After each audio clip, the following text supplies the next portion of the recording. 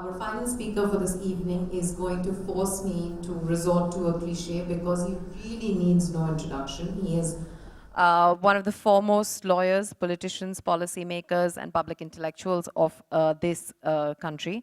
He has had a ringside view of the world's greatest democracy in action for years on end now, and so he's in a unique position to be able to deconstruct some of the more confusing and complex aspects of the times that we live in.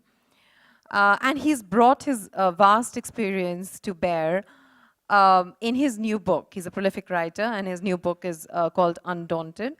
And he's brought his vast experience to bear in that book to critique the Modi government, but also to look back on the UPA government that he was a part of. And I highly recommend that you buy the book. You're going to get glimpses of what's in it in the conversation that we're going to have. But again, time is limited. So I'll tell you one good reason to buy the book, which is that in these times that we live in, where we're inundated with shrill, vacuous political rhetoric, here is a book that pays close attention to policies and substantiates claims with hard facts. But perhaps most importantly, it brings into sharp focus the idea of India that we need to preserve and nurture urgently in the times that we live in. Please welcome P. Chidambaram.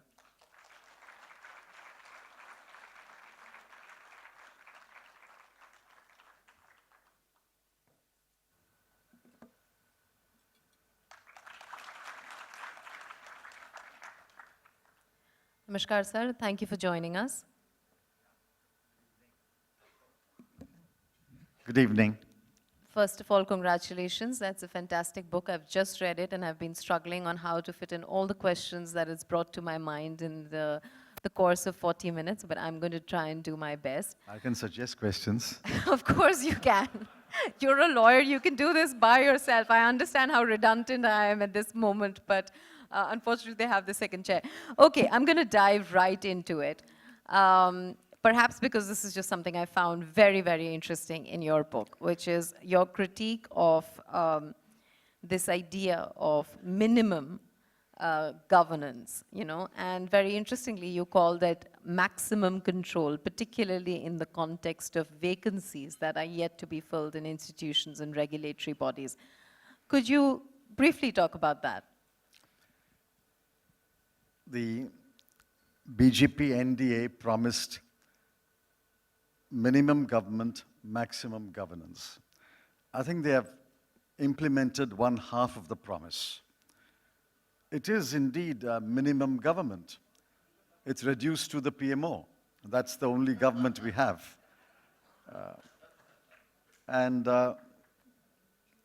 These numbers have not been challenged.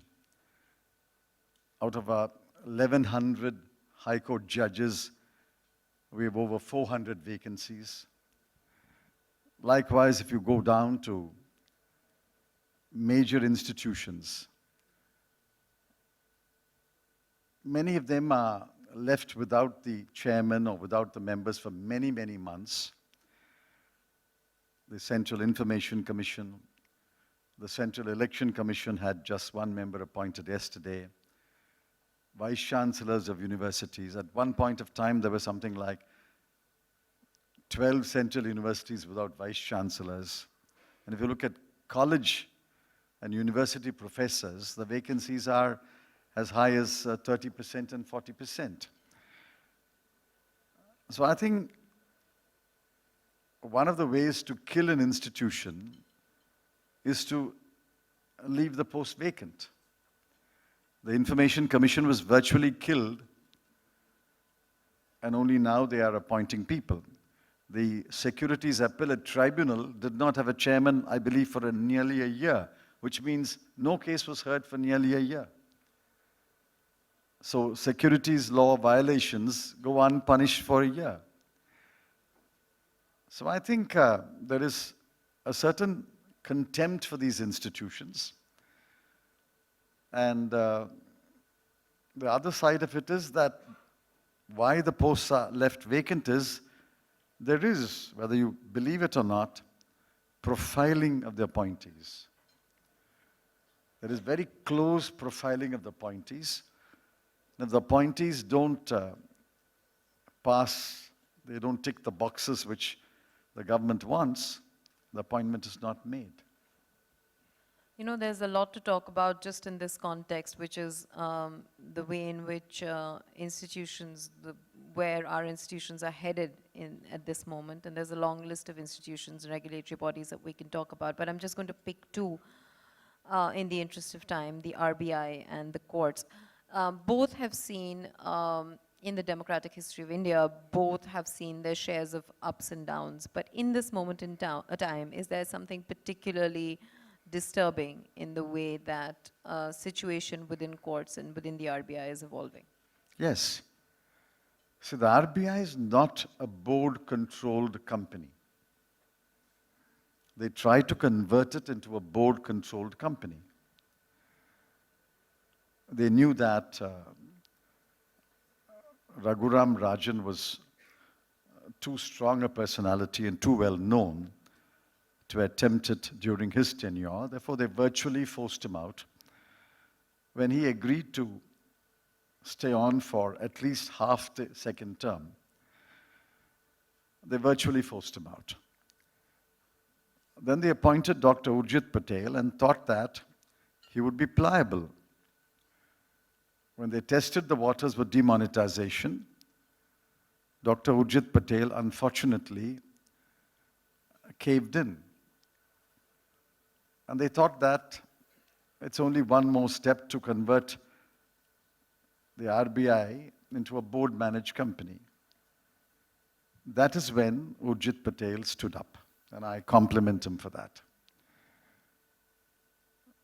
If you read the RBI Act, of course, powers are given to the board, but world over, central banks are not board-managed companies. The board does not take any interest or any control over day-to-day central banking functions. Central bank world over equals governor or chairman of the Fed. The RBI board gives broad guidance and brings to the table the vast experience of the members of the board who will reflect from their experience and bring to the table information and data which the RBI will then digest and make policy. So Urjit Patel quit honorably. He should have quit at the first meeting, but at least he quit before the second meeting, because they would have humiliated him at the second meeting by passing the resolutions they threatened to pass. Never before has such a thing happened with the RBI. We've had 2 occasions where RBI governors resigned, but not like this. 2 successive governors have resigned. So I think it's a pretty fragile situation now. At the moment it appears, because elections are around the corner, the RBI is standing tall and firm. Well, tall may be a wrong word, standing firm. But if this government comes back in May, I have no doubt they will convert RBI into another board-managed company like ONGC or Indian Oil Corporation. You know, another institution that's seen a very public crisis play out is, of course, the CBI. And if we decided to start talking about that, we'd take a couple of hours, and it's almost dinner time. So I'm not going to get into how much is rotten in that state. But instead, what I'd like to ask you is that, unlike perhaps the RBI, you know, we've, at least publicly, there's been notion of the RBI being fairly independent in this country, fairly robust in this country, and tall and firm for that matter. You know, by and large the same with the courts, you know, barring, of course, occasional exceptions. But where the CBI is concerned, at least the public perception is always that, you know, it's, I wouldn't call it a caged parrot, but, you know, it is to some degree always been susceptible, vulnerable to political pressure. My question to you is there something that previous governments could have done, or forthcoming governments should think about in terms of fortifying it? given what has just happened, and perhaps trying to make it a little bit more independent? Well, the CBI has imploded, and I think good it imploded. You can't have number one and number two fighting against each other, and number one's team foisting cases against number two's team, and number two's team foisting cases against number one. Good that CBI imploded. I don't think CBI can be reformed. I think CBI has to be reinvented now. It has to be completely reinvented and brought under, like everywhere else in the world, under parliament oversight. Somehow in this country, oversight is trusted when it is judicial oversight. When it comes to parliament oversight, people think that is politicking. I completely disagree. All institutions must be under parliament oversight. Initially, there may be some political aspects in the oversight, but I think over a period of time, things will even out. And parliament oversight over CBI is absolutely necessary. Well, if you ask me, could we have done it earlier? Of course, we could have done it earlier, but we didn't. But if you ask me what to do in the future, I would strongly advocate, and I think if the Congress-led government comes to power, we will reinvent the CBI and bring it under parliamentary oversight. You know, sir, you were one of those rare voices who spoke out against the terms of reference of the 15th Finance Commission. Are there any other ways, and of course that too, you know, in which you feel that federalism is under more pressure than it has been in recent history at this point in time? Sorry, I asked this particularly because one of the many slogans that the BJP government used when it came to power was promoting cooperative federalism. So I think it's important now that we're closer to elections to kind of look at their track record where that is concerned. See, federalism has been severely undermined in the last 4 years. Don't get me wrong.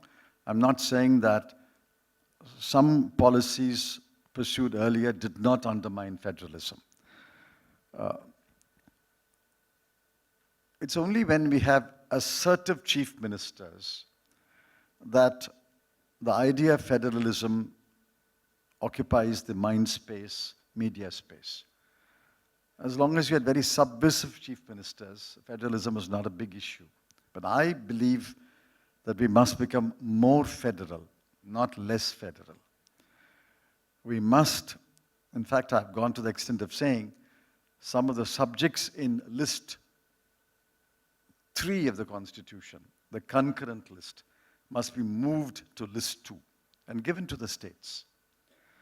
I think political leadership in states has matured over the years. There are enough highly educated people in the states.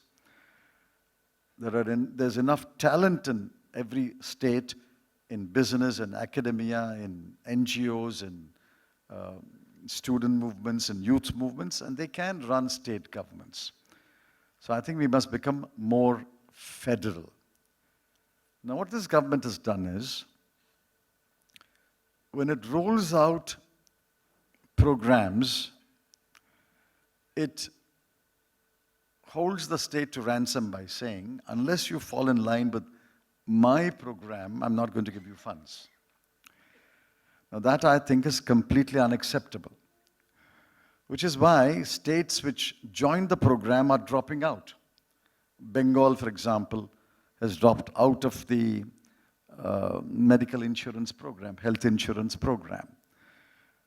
Many states have not shown willingness to join the new insurance program that they have announced now, replacing Atal Pension Yojana of 3 years ago. I think they think that people have short memories. Atal Pension Yojana 2015 And now in 2019, they announced another Yojana, which is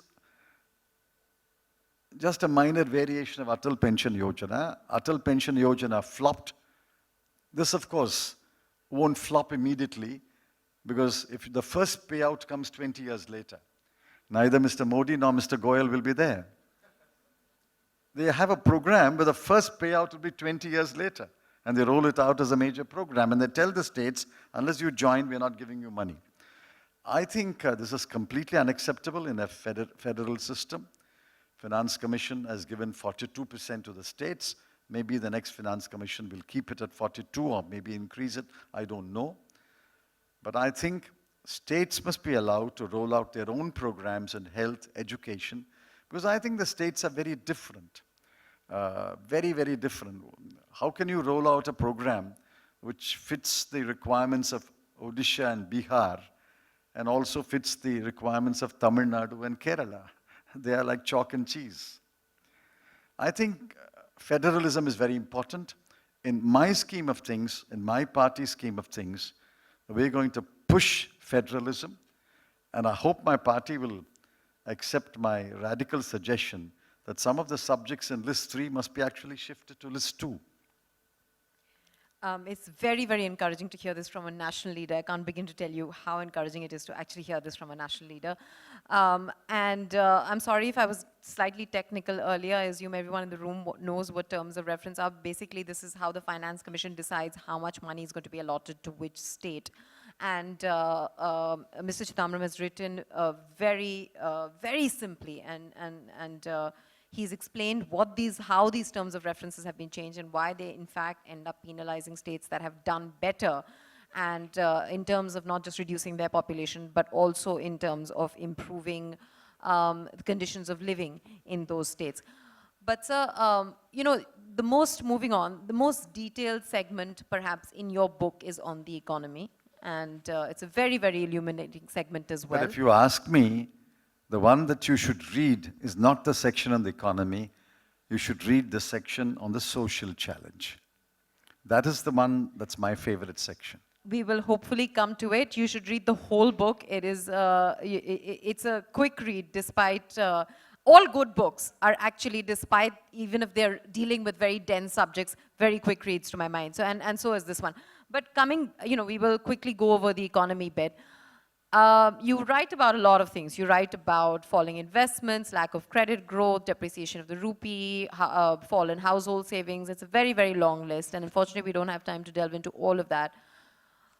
So I'm going to ask you perhaps a slightly unfair question, which is that if you had to pick 3 major concerns at this point in time when it comes to the economy under the Modi government, that if your government was to come to power, you would move to rectify or try and address first, what would they be?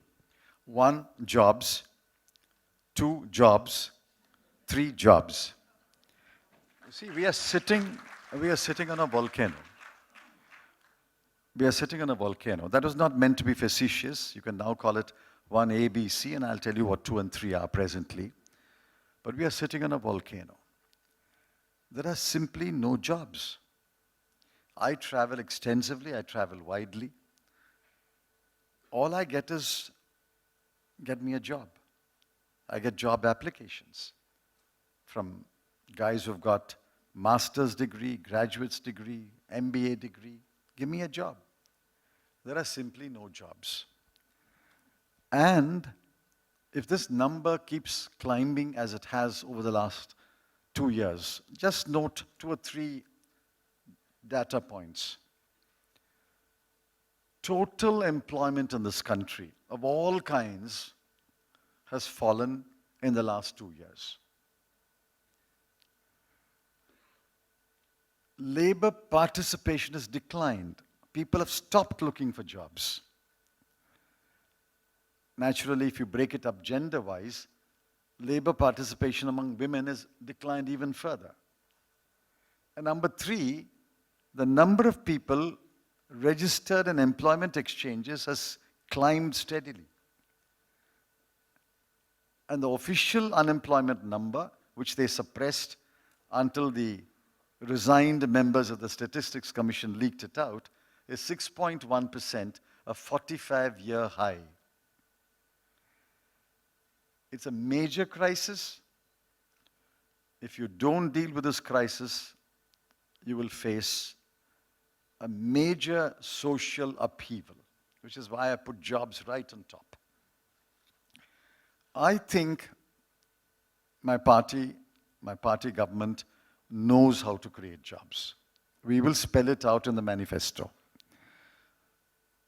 We think we know how jobs can be created, what kind of jobs have to be created. In India, there is a peculiar problem. We have to create jobs for highly qualified people, people who've got PhDs and master's degree from IIT and IIMs.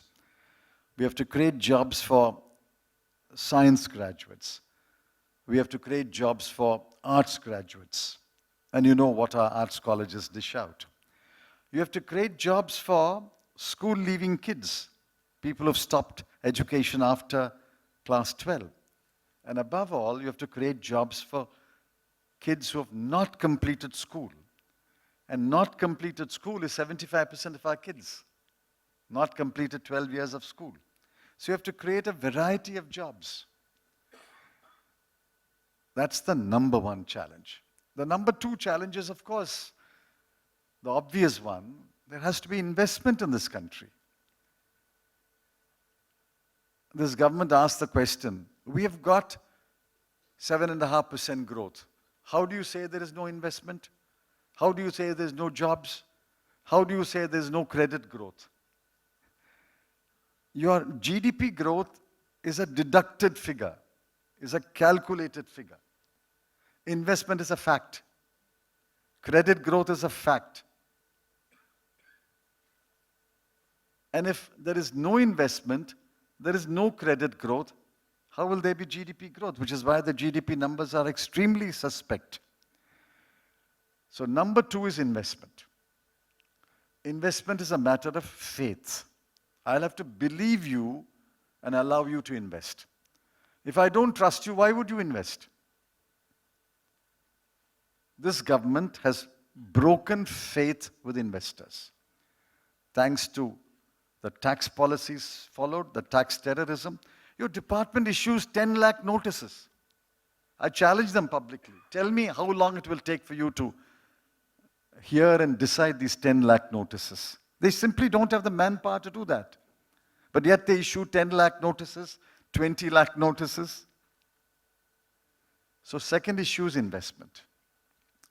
Third is to create a climate where small and medium enterprises will flourish.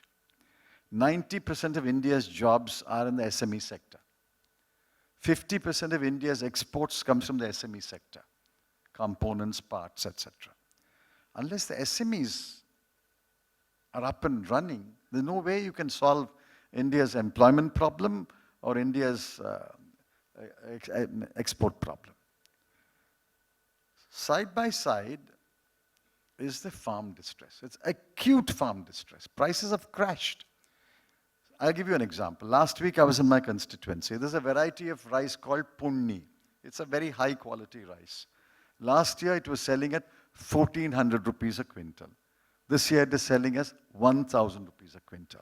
You and I are very happy. We are consumers. What about the guy who's produced the paddy? We are very happy that food inflation is low. But I'm going to tell you something which many of you will bristle at. Low food inflation is not a healthy sign. Very low inflation is as bad as very high inflation.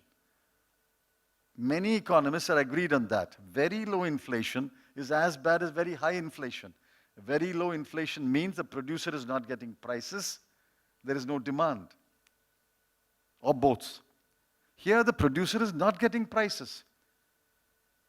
Paddy, onions, chilies, prices have crashed. How will he produce? And if he doesn't produce and if he doesn't get a price, how will he feed his family? So I think there are serious issues. Number one, jobs. Number two, investment.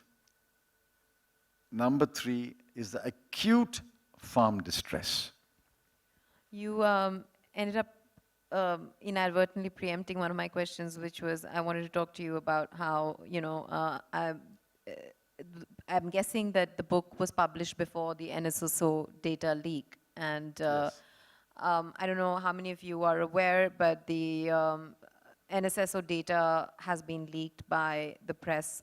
And what it shows is that, well, the government hasn't entirely been honest about how many jobs it's been creating, to put it very, very mildly. Now, I'm not saying that there aren't problems with the NSSO data, but it is comparable because the problems are consistent. There are always problems with data.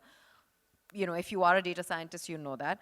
And it's very interesting because he wrote this book and it gets published, and he, like a lawyer, he's very politically correct and very loyally in the way he casts aspersions on those claims of job creation by the government, and then the NSSO data is leaked and it sort of backs it up.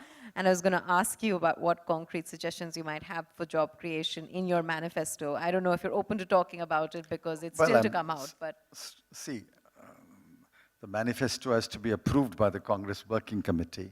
And I can't talk in great detail about the manifesto, but I understand one of the biggest challenges in the manifesto and one of the chapters or sections that people will look to is the job section. And I sincerely hope that we address that issue in a manner that will be convincing. We have to address it. I'll let you leave it at that, and we'll wait for the manifesto.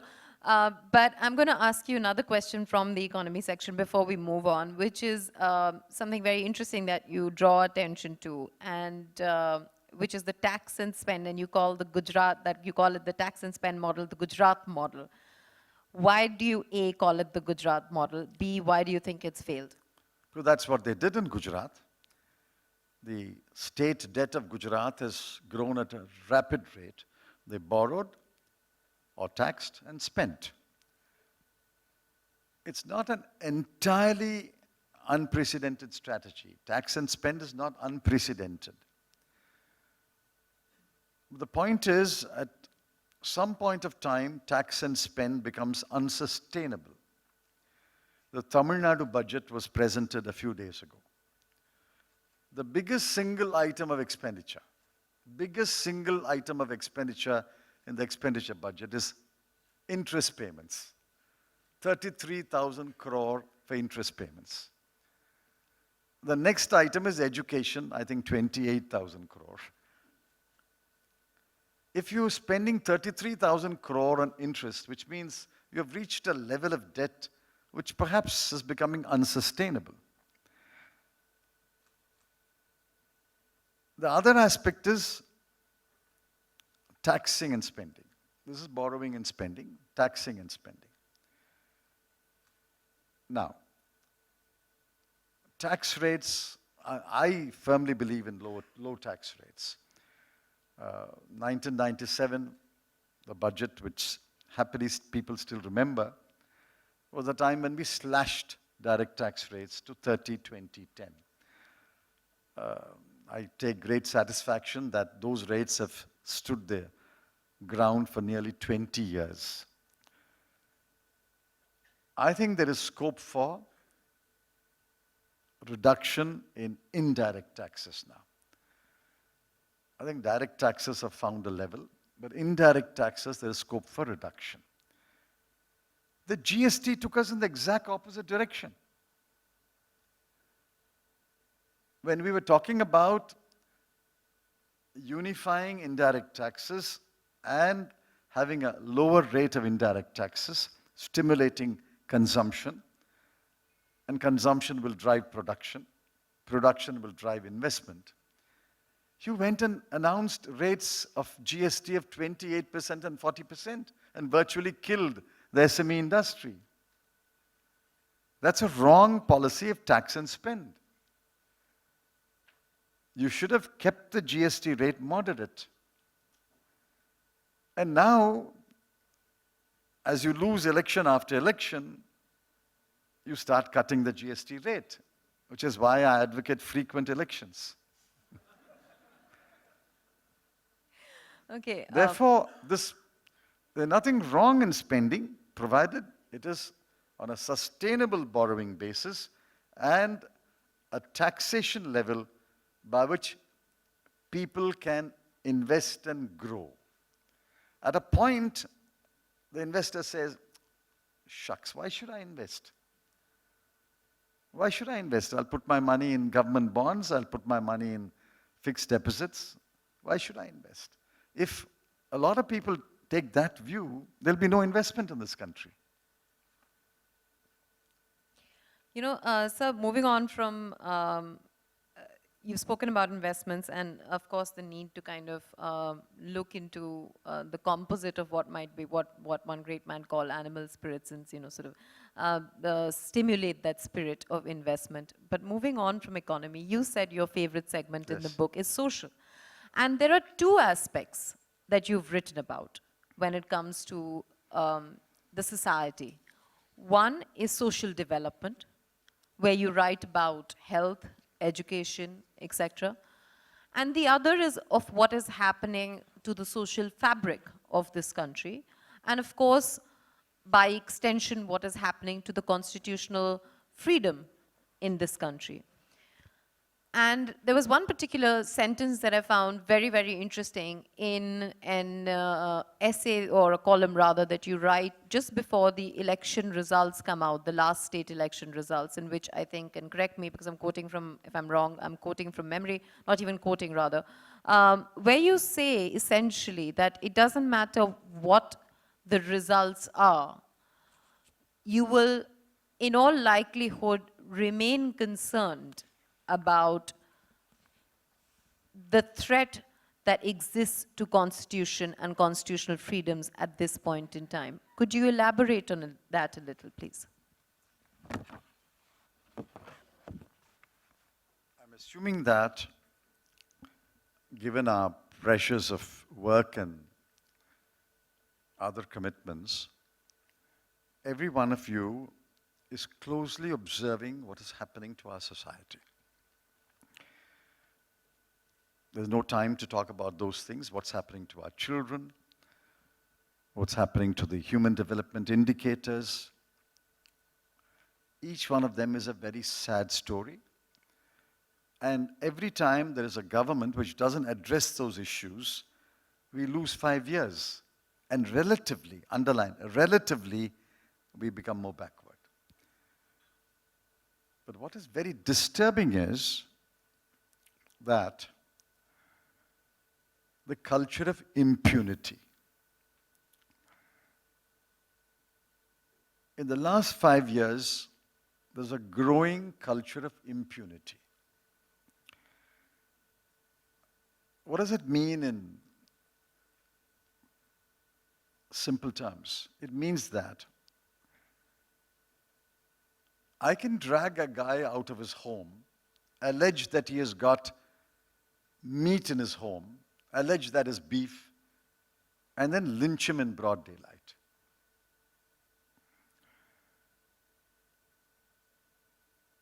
I'm the MLA's brother, I can commit rape on a girl, or I don't care if you allege that I've committed rape on a girl. I can stop a van carrying 3 cows, drag Pelu Khan and his 2 sons on the road, and they protest, say, we've got a dairy farm and we're taking these cows to a dairy farm, and you lynch and kill Pelu Khan in broad daylight in front of his sons with a crowd around you. You can strip 6 Dalit boys because they refuse to lift a carcass of a cow and skin the animal. Exactly a month earlier, you beat up those same Dalit boys or similar Dalit boys for doing exactly what you now say they should be doing. That they did not, they did lift a carcass and skin the carcass. This is the culture of impunity. What does it mean? I can get away with it. If I do this, I can get away with it. If I'm arrested, I will come out on bail. If I'm tried, the charges will be weak charges. If the trial proceeds further, I will either be discharged or acquitted. If I'm convicted, I will be acquitted in appeal. If I'm in jail, I'll come out on parole. This is the culture of impunity, which is why I say the Republic of India is in danger of becoming the Republic of impunity. As long as impunity rules in this country, that is the death knell of democracy.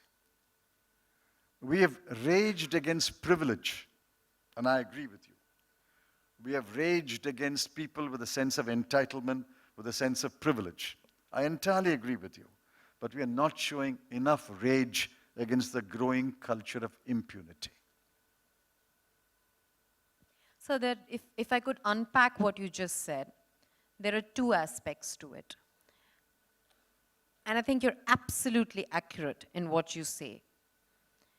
That what is happening when we talk about lynchings, when we talk about all of these things that have been going on and we've been debating as a society or not perhaps adequately debating in the society, there are two factors that feed into it. One is impunity or rule of law, not doing its job or not being allowed to do its job. And the other, of course, is the hatred that is being sown, the propaganda that is leading to a mindset where people feel that this kind of an act is going to lead to some kind of appreciation or perhaps benefit to them, right? When it comes to the latter, this is something that I'm curious about, right? That the RSS, and it's an organization that was formed in 1925. Some of the ideas that it was started with, of course, predate the RSS. They come from the Hindu Mahasabha or even older. And despite any number of bans, the RSS has only grown from strength to strength. It has now sort of become a Hydra-like entity in terms of being part of many different facets of society, running thousands of schools, academies that train IAS aspirants, army aspirants, working with tribals, working with Dalits, having one of the largest organizations of laborers in the world, farmers, etc., etc. So in a sense, it's grassroots, and we all know the alternative idea of India that the RSS subscribes to. Now, in that sense, the grassroots work that the RSS has been doing has continued unabated, irrespective of what government was in power. And now one can't deny, obviously, the boost that that work has gotten with this government being in power, this particular government being in power. But I wonder whether previous governments were, or particularly the UPA governments, the Congress governments, were not worried about this grassroots work until it had access to power. See, I don't accept at all the RSS's ideology. It is Brahminical. It is based on the Varnashrama Dharma. It perpetuates, it glorifies caste, so I don't accept it. But this is a free country. RSS is entitled to propagate its ideology, propagate its views.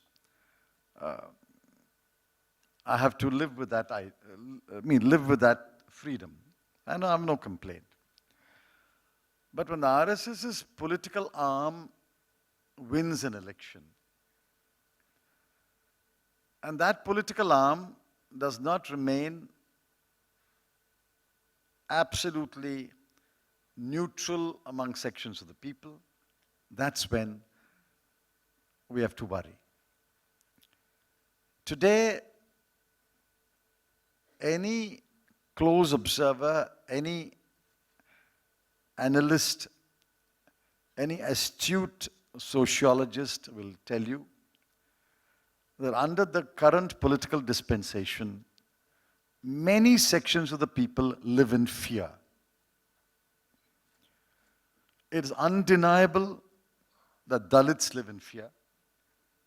What have they done in many states of North India? They are always on the margins of a village.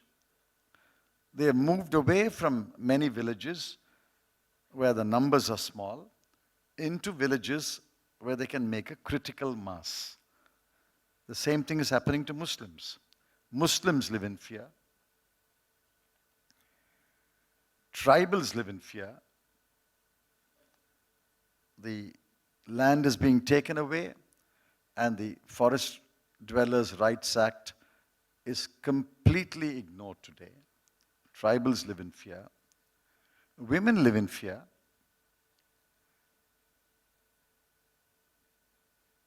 Young people, boy and girl, live in fear. Anti-Romeo squads, vigilante groups. So what is happening is, we are destroying the very idea of India. If so many people live in fear, let me give you a true life story. I have a friend, a journalist, whose son qualified to be a pilot. He came to me. I didn't do anything major. I just put him on to an airline, and he got a job. The first posting was in Ahmedabad. He's a qualified pilot, educated boy, first posting Ahmedabad, couldn't get a place to live. You know why? He's a Muslim. He couldn't get a place to rent. That's true in Ahmedabad today. And then a landlady took pity on him and said, I'll give you my place, but change your name to a Hindu name. Thank God the boy didn't do that. If he had done that, within a month or so, he would have been apprehended as a terrorist masquerading under a Hindu name. Finally, there was no choice.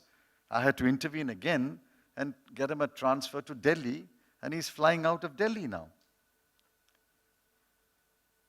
Now, this is not your and my idea of India. Is this our idea of India? So many sections should live in fear.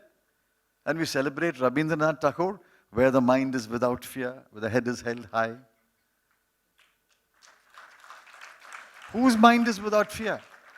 I'll give you 2 data points. The largest market for WhatsApp is India. 200 million subscribers. Why? People are afraid to talk on the telephone. Point number 2. A well-known industrialist told me 3 weeks ago, before she writes an email, her spouse tells her, do you want to put that on an email? I mean, what kind of a country are we becoming? We don't want to write letters. We don't want to send emails. We want to encrypt our messages. We want to encrypt our conversations.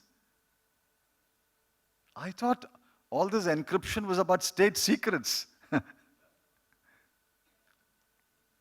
My heart grieves when I see what's happening to this idea of India. I'm proud that Sania is the tennis champion and Saina is the badminton champion. I'm proud that Leander Paes and Mahesh Bhupati teamed together and won several Grand Slams. I'm proud that the Nabab Patodi married Sharmila Tagore. Today, interfaith marriages are in grave peril. Intercaste marriages are in peril today. I think the culture of impunity, with its growing intolerance, that is what is worrying me, not the RSS's growth. Let them do what they like, propagate whatever outdated medieval ideology or philosophy they want to do. It won't break my country. But when the political arm does not remain neutral, and the political arm leans in favor of this kind of governance which drives fear into people's hearts, that's when I'm worried. And I want you to read. And I want you to read. And I want you to read. I want you to allow me to read.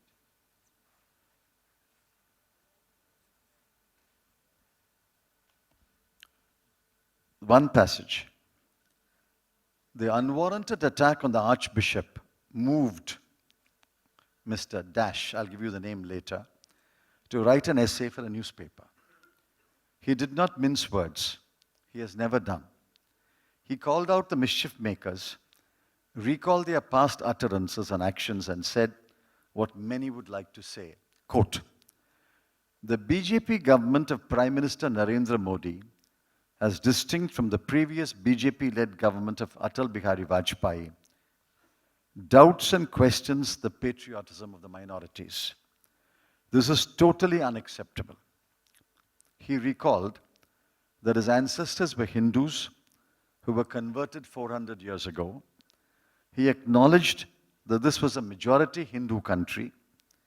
He revealed that his circle of friends and colleagues were predominantly Hindu, and added proudly, but I rather like the religion I was born into. It has taught me the values of truth and justice and taught me the concept of service. And then he says, I should be prepared for second-class citizenship. Mark this word. I should be prepared for second-class citizenship. What I will not accept is being accused falsely of being anti-national and pilloried on that account. This is by Julio Ribeiro. If a Julio Ribeiro in his 87th year can write this, I think something very, very sad has happened in this country.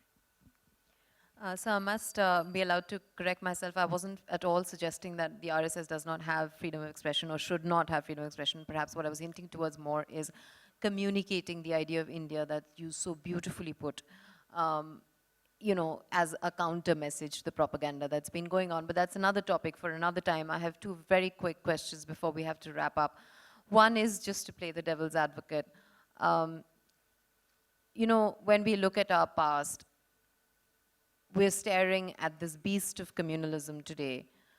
And to, you know, to quote a great poet, perhaps it's been slouching towards Bethlehem for a while. And I feel like there may have been many times when many different parties have nurtured that Frankenstein, including perhaps the Congress. If we look at, for example, one of the biggest fault lines in this country today, which is Ayodhya, it is possible to, it is, you know, of course, we know how that fault line came to exist. I'm from that place, but one cannot ignore the role of perhaps politicians such as G.B. Pant or Veer Bahadur or Arun Nehru or perhaps even Rajiv Gandhi. That's arguable, but, you know, I'll still put it out there, in advertently or otherwise enabling the VHP's movement that brought the BJP to power. But I'm not going to dwell on the past. I'm going to talk about the present for a second, about the draconian blasphemy laws in Punjab under your party's government, or under, well, the NSA that's been slapped on people accused of or allegedly involved in cow slaughter in Madhya Pradesh, or perhaps something which is far more debatable, which is Mr. Rahul Gandhi asserting his Hindu identity. Now, there are two ways to think about it. One is horses for courses, federalism, and perhaps all is fair in politics to defeat a greater evil. There is another way to look about it, that these small acts continually move the center towards the right when it comes to communalism, and we need to be on constant vigil. What have these 5 years taught you as a politician, and perhaps your party, for the time to come whenever you're back in power? See, mistakes were committed in the past. And mistakes perhaps are being committed even today. I stuck my neck out and said, slapping the NSA on alleged cow slaughter cases or alleged cow smugglers is wrong. NSA is not the law. There are other laws. Anyway, it has some benefit. The power has been taken away from district level officers and now centralized in the Home Secretary of that state. And I'm told the 2 cases in which NSA was slapped are being reviewed by the Home Secretary. So there's some rethink on that subject. Now you are obviously pointing to some recent developments, saying, are you not being, what you didn't ask it, but I think that's what you wanted to ask. Are you not being Hindutva light? No, actually, I didn't want to ask that question because I don't think that exists. I was really asking. I'll tell you. Systematically, the media and a section of the political spectrum and the media have painted the Congress party as anti-Hindu. You can't deny that. You have painted us as anti-Hindu. You know, in this country, any organization which is open to all cannot but have 85% Hindus. This gathering, I'm sure, is 85% Hindu. Congress party's block Congress committee, district Congress committee meeting, Pradesh Congress committee meeting will be 85% Hindu. Yet we were painted as anti-Hindu. And therefore, the Congress party reacted to say, we are not anti-Hindu. The bulk of us are Hindu. We are temple-going Hindus. But we are very supportive of the minorities because it's the duty of the majority to protect the minority. Apparently, this argument didn't cut ice. This argument was not convincing enough. But some well-publicized visits to temple seem to have at least melted or dissolved this criticism that we're anti-Hindu. I mean, I go to my constituency and I travel over, say, 100 kilometers, visit a dozen villages. Believe me, the first stop in the village is, sir, please, let's go to the temple. Now, there's a stretch of road in my constituency. Either side are Christian-dominated villages. If you stop at that village, the first stop is the church, and the meeting takes place in the church courtyard. Now, that's the way politics is in rural India, except that, mercifully, no camera is following me when I go to these temples and churches. It does when Mr. Rahul Gandhi goes. So I don't think it's a major issue. But to the extent that we were painted as anti-Hindu, I think it's but natural that a party will push back. And that's the pushback which has happened. I don't think you need to make much of that. A political party in India, unless of course it is a Muslim League party, is bound to be predominantly Hindu, and that's what the Congress party is. But whenever it's necessary to say it, and wherever it is necessary to say it, we will say it loud and clear that it is our duty to protect the minorities of this country. And that's not only Muslims, it includes Christians, it includes Sikhs, it includes Parsis, it includes Jains.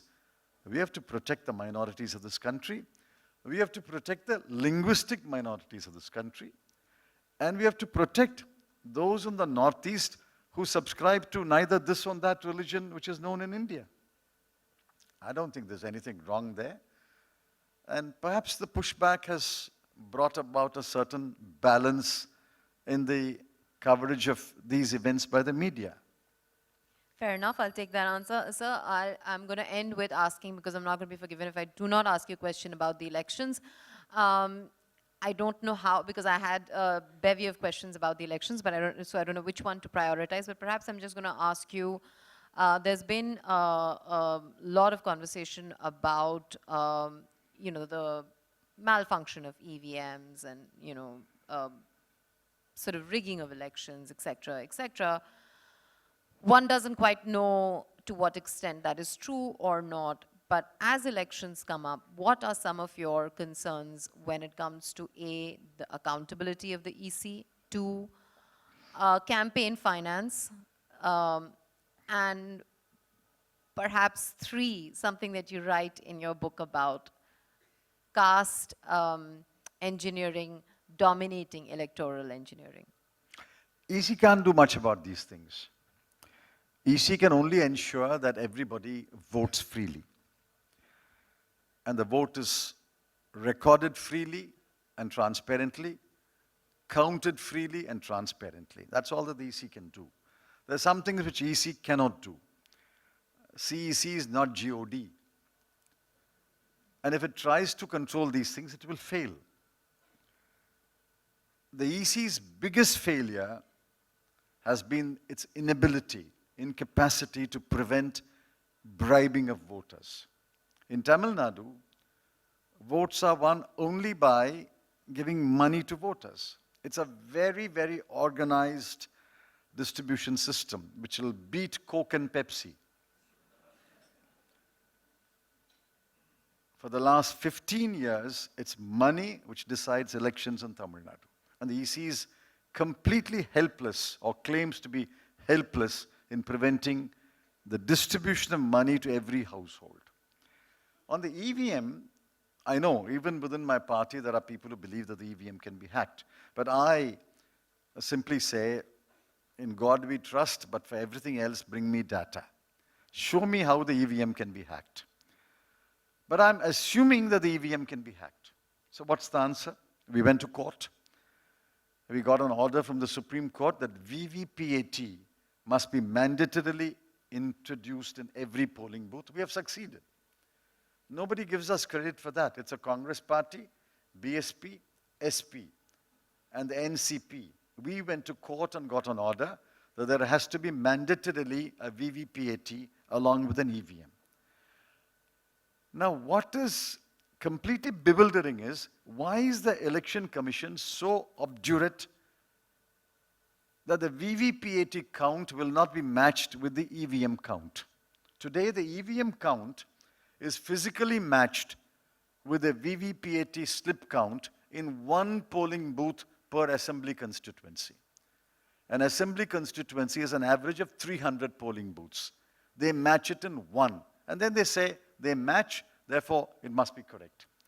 And I say match all 100%. Now I've asked them, why are you unwilling to match 100%?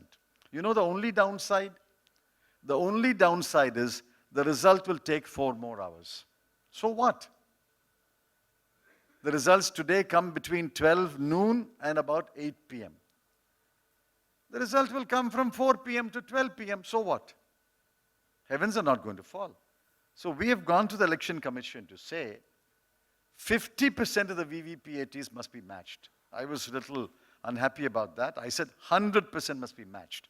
But the political parties together went to the Election Commission last week and said 50% of the VVPAT slips must be physically counted and matched with the EVM. See, EVM did a great thing. It eliminated invalid votes. It eliminated ballot stuffing. It's done its job. Now we come to counting. So why can't you count the VVPAT slips? I hope better sense will prevail upon the Election Commission. They have said they will consider our request and give a ruling. We hope they will give us a ruling. If the ruling is not in accordance with our demand, I think we will go to court. We will ask the court to direct that the VVPAT slips must be physically counted and matched with the EVM.